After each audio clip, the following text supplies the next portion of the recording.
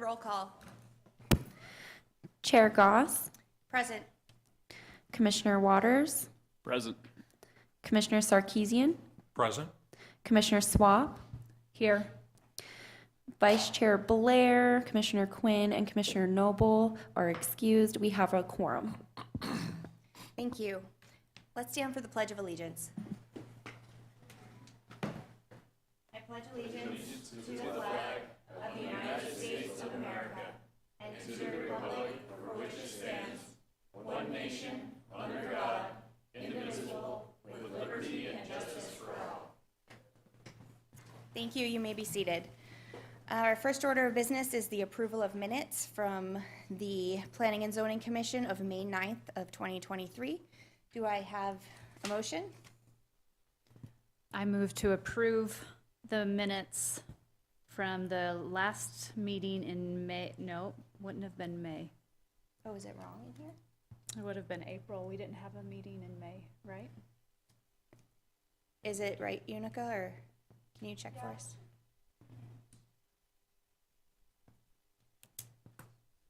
Right? Let me see. I don't remember. Checking my, sorry.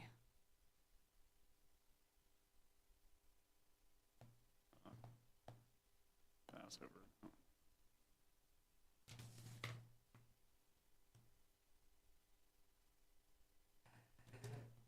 5-9. May 9th? Okay. Okay, so I move to approve the minutes from the Planning and Zoning meeting on May 9th. Do I have a second? Second. Great. I have a motion and a second. All in favor, say aye. Aye. Aye. Great. All right. Next, we move to consideration of public comments. Those wishing to address the commission should fill out request forms in advance. Comments from the public will be restricted to items not on the agenda. There will be no comments allowed that advertise for a particular person or group. Comments should be limited to no longer than 3 minutes. The commission may not respond to speakers during that call to the public. The commission may direct the staff to study the matter or request that the matter be placed on the future agenda. Do we have any comments from the public? No, we do not. Thank you. All right, then we move to our new business. That is an easement abandonment request, AB 23-0002. This is a request from J. Wayne DeLong, property owner and applicant for the extinguishment or abandonment of a public utility easement, PUE, recorded with the Wallaby Foothills Estate Unit 4, Tract 3003D subdivision. The easement is 16 feet wide and approximately 410 feet in length. The easement is part of a continuous network of PUEs along the rear of lots located in the Wallaby Foothill Estates. Do we have a report from staff? Yes, thank you. Thanks, Gary. Commission Chair and members of the commission, good evening, and let me make sure I maximize this. As the chair mentioned, some of the details, this is an abandonment case of a public utility easement. This is a request to do so. Can you hear me okay? I'm not sure if this is picking up. Yeah, we can hear you, Gary. Okay. The applicant is J. Wayne DeLong. He's the property owner, and the easement that's requested to be abandoned is a 16-foot wide public utility easement located at 3812 Dakota Road. The easement is a portion of a larger easement network that was recorded with various phases of the Wallaby Foothill Estates subdivision. The portion requested is 16 feet wide and runs approximately 409 feet along the eastern lot line of the subject property, and I'll show you some pictures here in a second. There are currently no known utilities within the easement. Here's a proximity map for you. The subject property is that shape, it's a triangle shape. And you can see Wallaby Mountain Road there, and then you go up towards the northeast, and there's Dakota Road. And again, it's 3812 Dakota Road. Here's the subject property zoomed in. There's the 16-foot. This is to scale. This shows you basically how wide the easement is relative to the size of the property and everything. So it's 16 feet by about 409 feet. And I don't know if I addressed this later, but to the right of it is utility easement, very, very wide, 120 feet wide. And also, to the left of it is a drainage easement, and we'll talk about that.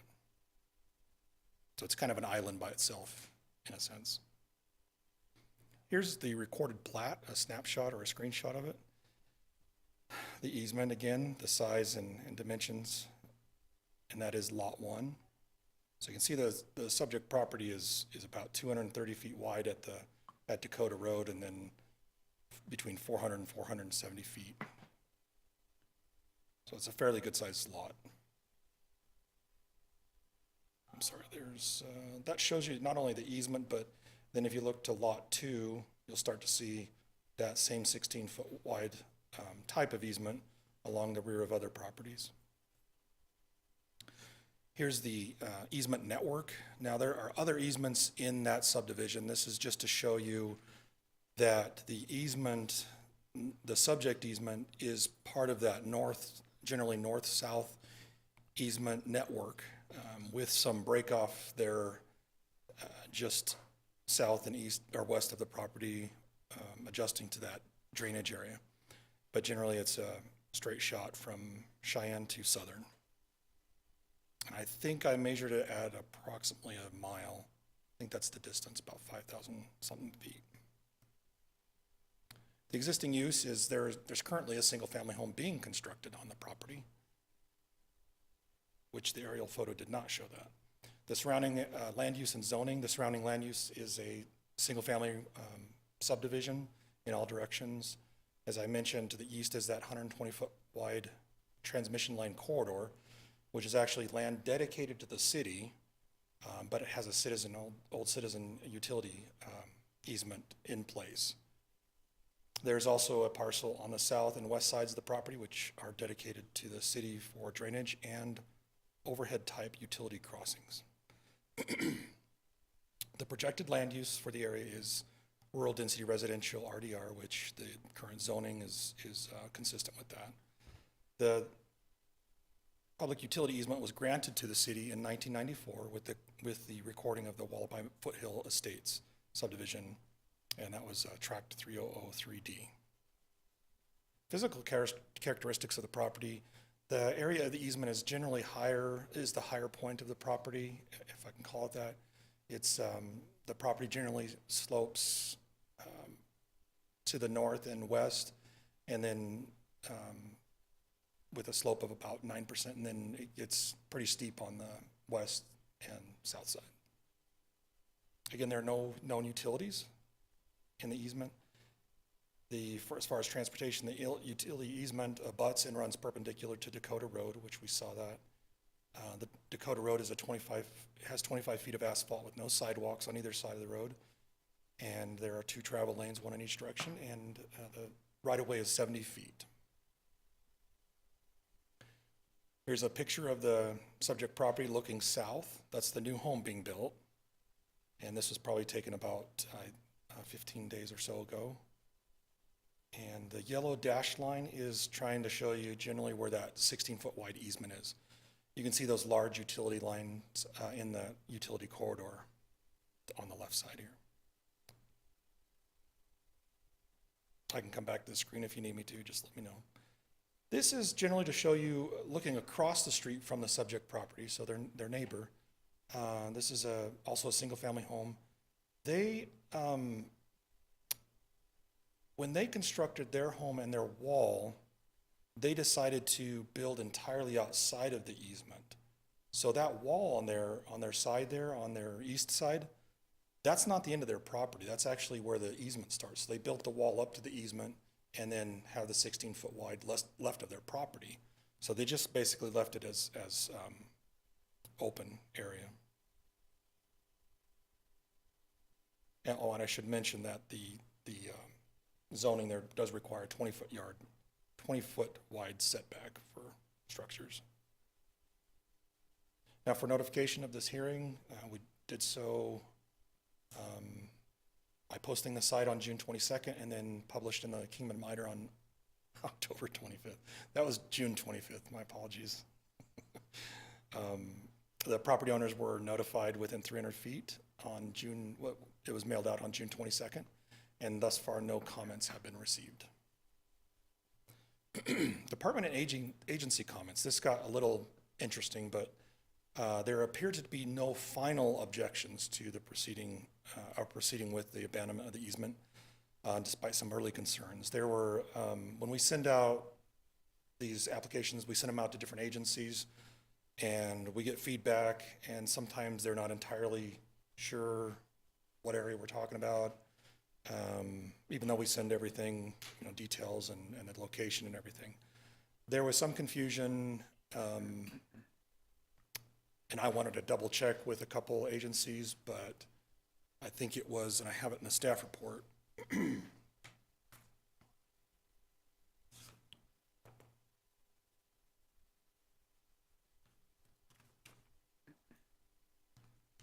With Frontier Communications, there were no issues at first, and I said, just to be clear, I sent them an email back. I wanted to be clear that there was no issue there. And they were kind enough to really give some feedback, and they said Frontier facility is in the 125-foot CUC transmission line easement. And then they proceeded to give us some more information, and they said when the electric division was sold off, Citizens Utility, that Frontier retained the rights, and they are on those transmission line poles. So there shouldn't be any issues there. But then with Suddenlink, we initially got an email from them saying, we object. So I want to make sure we were on the same page and reasons why they object.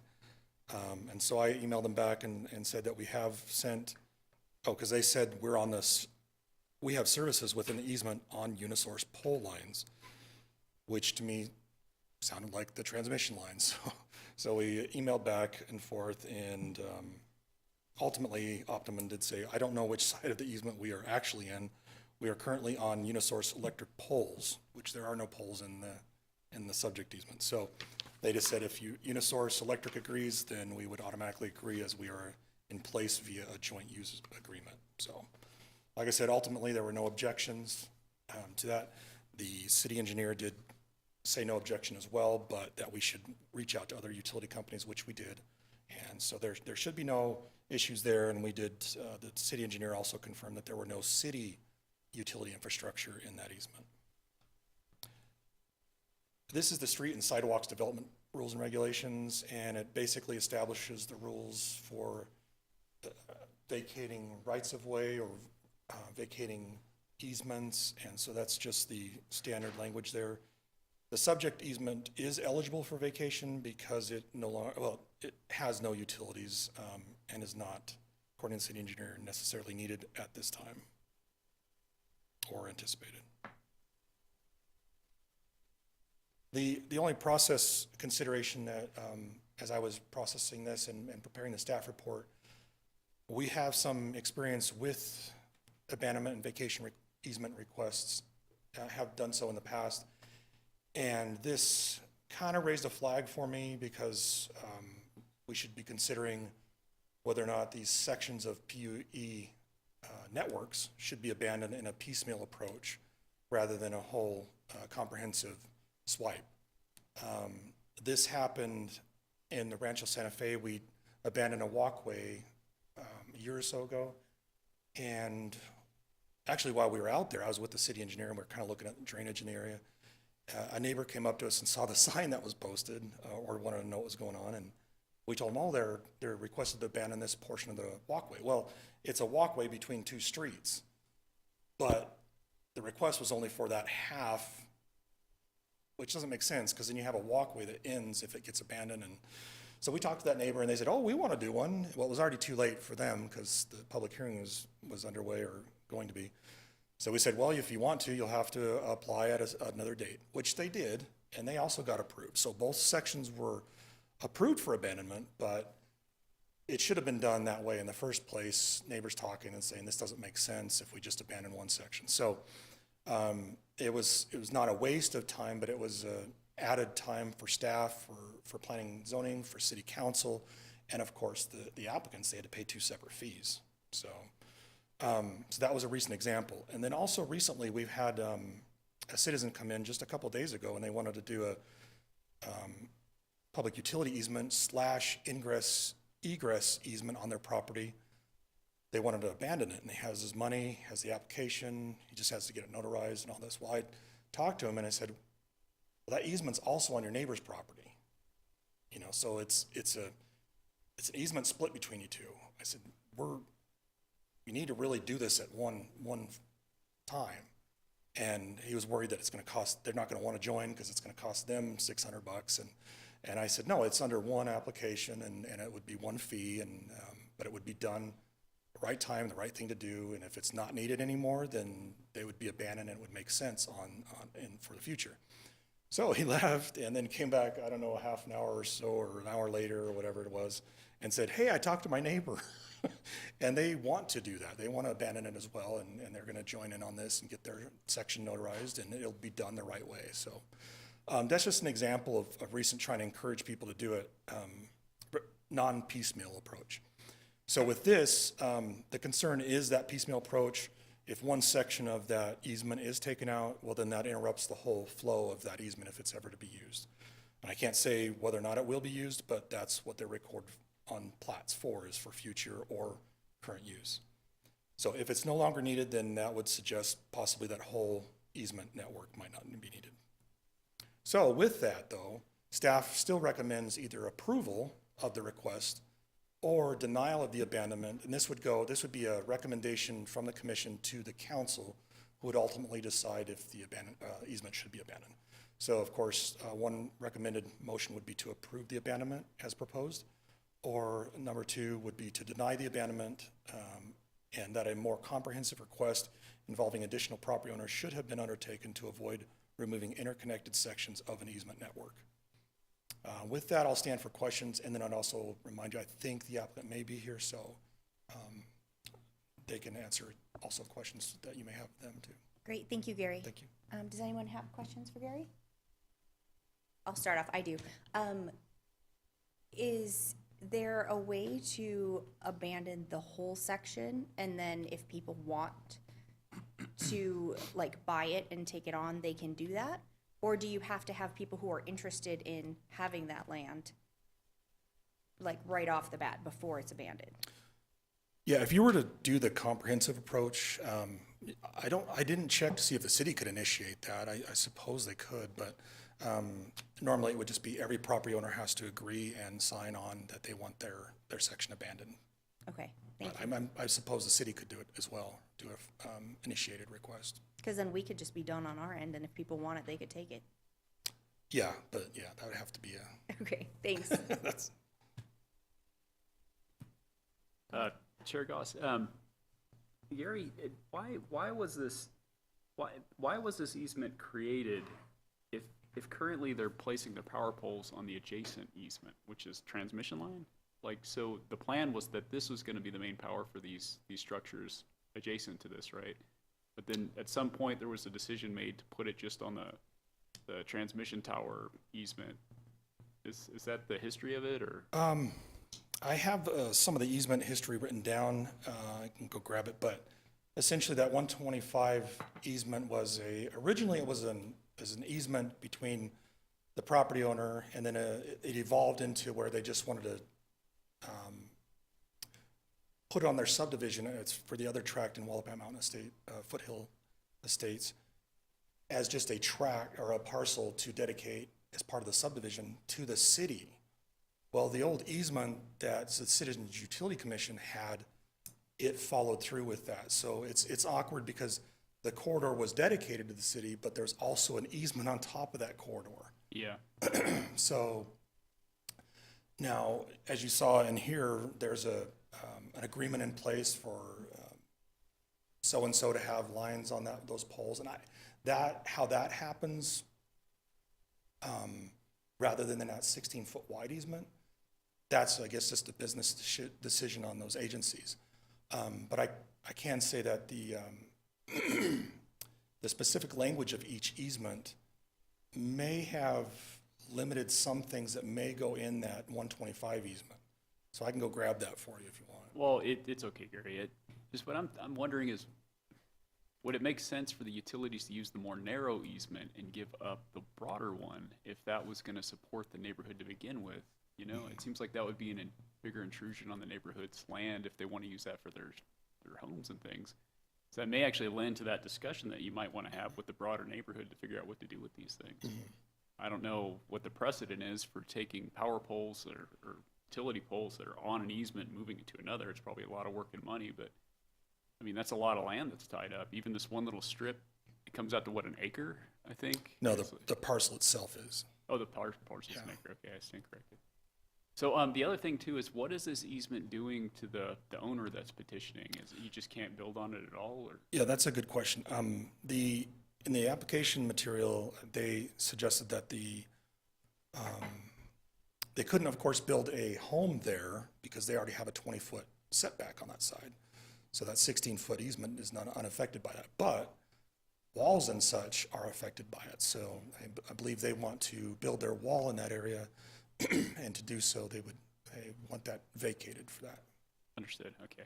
And just one more thing, this isn't like that Rancho Santa Fe that we were talking about earlier, where there was any sort of ability to build a sidewalk on it. It wasn't a conveyance easement or what have you, right? Yeah, this is, and that's important, because those were parcels that were vacated. These are just easements that are being requested. Okay, thank you. One more question for you, Gary. If we did deny it and look for a more comprehensive request, how many properties are abutting this long section of an easement? A lot. That's a good question. I don't know the number right off. Because But you I'm can just see- thinking, then the question would be, okay, then what percentage of these people would you have to get together in order to make something like that work? I mean, if we're talking like 50 families or, you Yeah. know, 25 families, and you could only get 10 of them to do it, and then, you know, a year later, the 10 more wanted to do it, but, Yeah, you know, Does it go all the way from Southern up to Cheyenne? yes. So that's a long strip of land. Like I said, it's about a mile of easement. Does it, I'm having a hard time visualizing this. Does it interfere with the aesthetics? That's a really, I think that area is really pretty. Is that gonna interfere with the way that the land looks if that parcel is abandoned and they build on it and then the rest are still remain as is? No, it shouldn't significant, because then you still have that 120-foot wide easement that basically preserves that visual corridor as well. Okay. I'd go back to this picture if you want. So the yellow dashed lines are trying to show that easement, and then it drops into that transmission corridor. And then to the right of the property, you can actually see sort of how the property drops off, and that home to the right is actually lower. So it gives you some topography reference there. do we have any further questions for Gary? No, I don't. No? All right, thank you, Gary. Oops. All right, I'll now open us up to public comment. If anybody has any comments to make, please approach the podium. Thank you, Wes Maroney. Thank you. My name is Wes Maroney. And who is responsible on that strip if someone is injured or there's a fire or people use it for a dump? Is the city responsible? The subject easement is on private property. It is. So it's just an easement allowing utility companies to use that. So the It's on people private that- property. that butt up to it, they're responsible to keep it clean then? Yeah, again, they don't abut the 16-foot easement. It's on their property. So if something happened, it's on their private property. Gotcha. Yeah. Okay.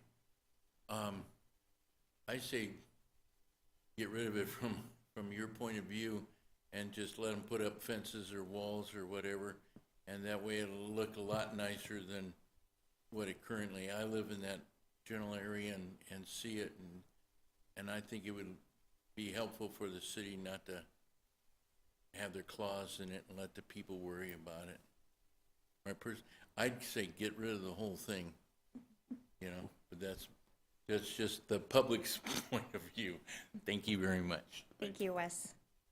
Do we have any more comments? No? Okay, I'll close public comment and open it up to commission discussion.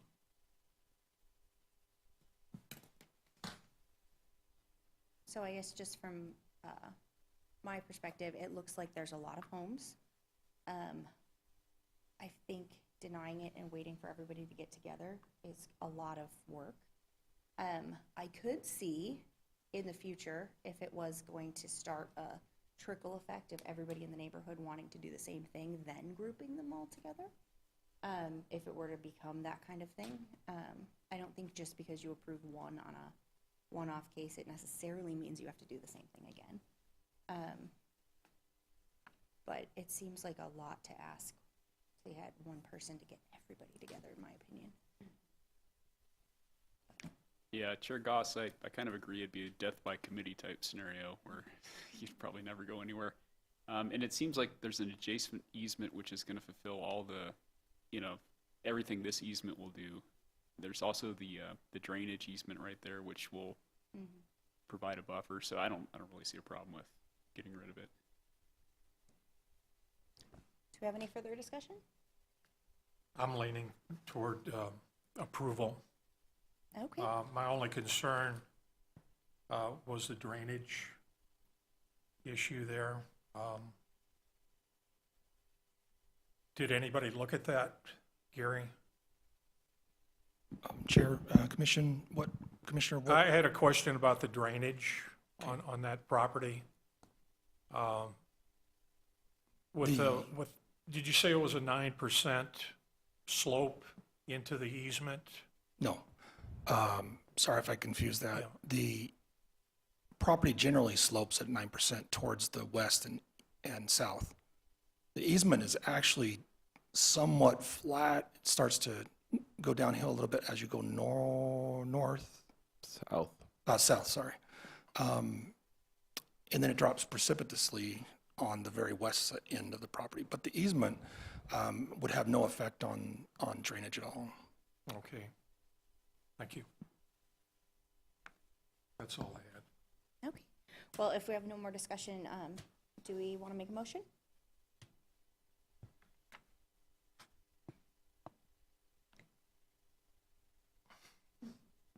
I'll make a motion if I I'm can. still reading it. I know, if I can get this all together. I move to approve the abandonment request AB 23-002. I'll second that. All right, we have a motion and a second. Can I get a roll call vote? Chair Goss, Approve. Commissioner Waters, Approve? Commissioner Sarkeesian, Approve. Commissioner Swap, Yes. unanimous, motion approved. Thank you. All right, last we have announcements by commission members. This is limited to announcements, availability or attendance at conferences and seminars, requests for agenda items for future meetings, and requests for reports from staff. No discussion on any of these items. Do we have any announcements? Chair Goss, I would like to announce that I received an email about an upcoming conference in Phoenix related to planning and zoning, which I haven't received any more communications on, but just a heads up to everybody here. That sounds like that's coming up. Okay. Great, thank you. Nothing. All right. Chair Goss, I have a couple announcements. So to speak to that training, if that's something as commission members you are interested in attending, please contact me. And we're in the process of getting staff squared away for that as well.